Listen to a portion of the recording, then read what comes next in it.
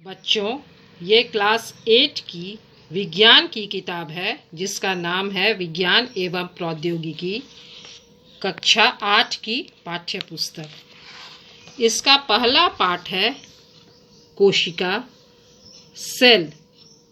हम अपने आसपास बहुत सारे सजीवों को देखते हैं।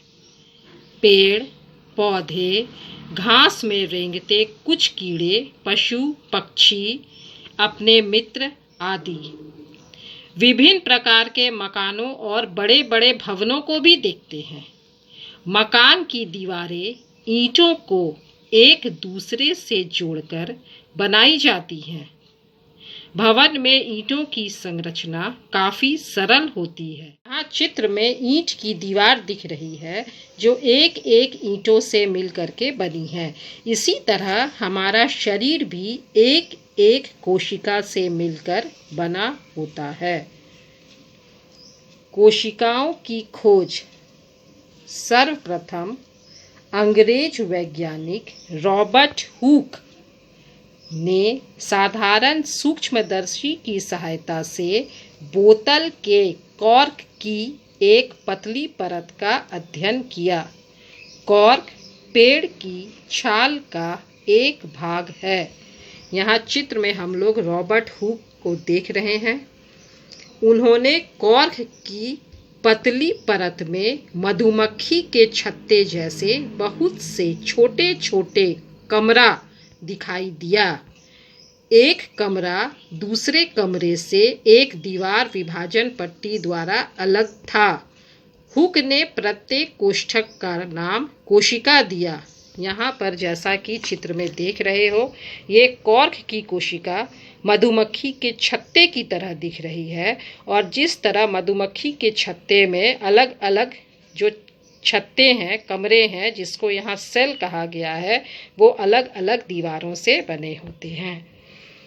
तो कोशिका की खोज रॉबर्ट हुक ने 1665 ईस्वी में कॉर्क की पतली परत में मृत कोशिका भित्ति का अध्ययन किया था। तो यह याद रखने की बात है कि रॉबर्ट हुक ने 1665 ईस्वी में कॉर्क में सबसे पहली मृत कोशिका देखी थी।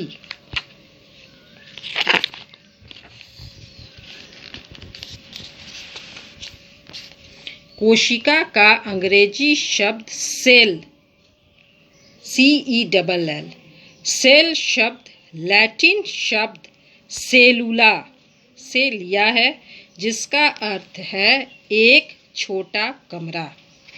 एंटोन वॉन लीवेनहॉक, जो डच वैज्ञानिक थे, उन्होंने अपने द्वारा बनाया गया साधारण सूक्ष्मदर्शी के द्वारा 1674 ईस्वी में शैवाल प्रोटोजोआ में सबसे पहली जीवित कोशिका को देखा।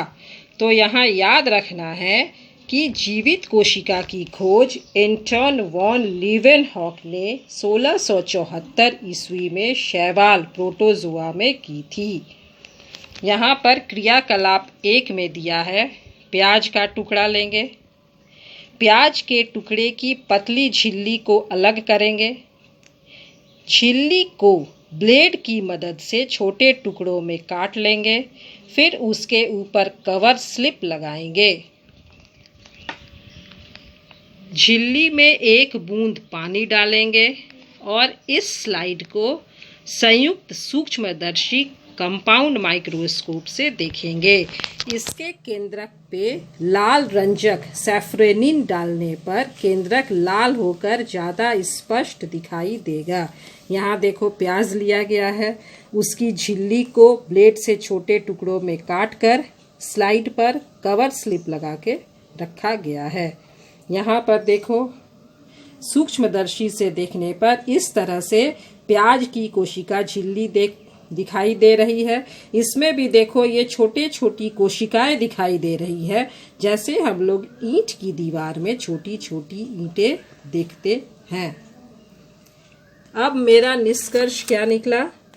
प्याज की झिल्ली अनेक कोशिकाओं से मिलकर बनी होती है, जैसे भवन की दीवारें अनगिनत ईंटों से जुड़कर बनी होती हैं। अभिरंजक, यहाँ पर हम लोग सैफ्रेनिन डाले थे। अभिरंजक जो है वह कोशिका को अभिरंजित कर देता है, जिससे उसका केंद्रक लाल रंग का होकर के बहुत स्पष्ट दिखाई देता है। तो सभी सजीव असंख्य सूक्ष्म इकाइयों से बने होते हैं, जिसे कोशिका कहते हैं। कोशिका सजीवों के शरीर की रचनात्मक और क्रियात्मक इकाई है, जो स्वतंत्र रूप से जीवन की क्रियाओं को चलाने की क्षमता रखती है। यहाँ याद रखना है, रचनात्मक और क्रियात्मक इकाई।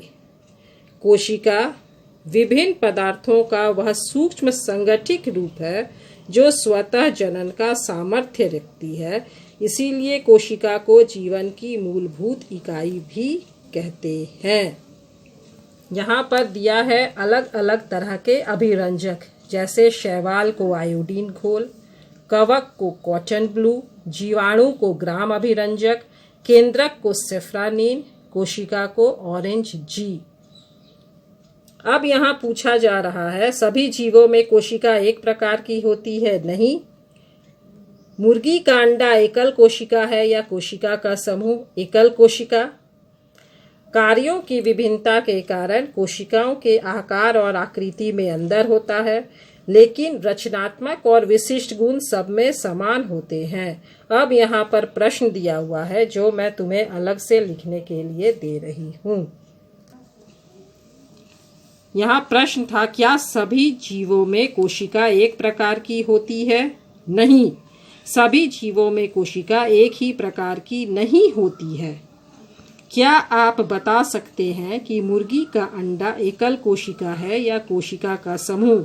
मुर्गी का अंडा एकल कोशिका है। और यह है तुम्हारा होमवर्क। कोशिका की खोज किसने की? सर्वप्रथम जीवित कोशिका किसने देखा? जीवन की मूलभूत इकाई किसे कहते हैं?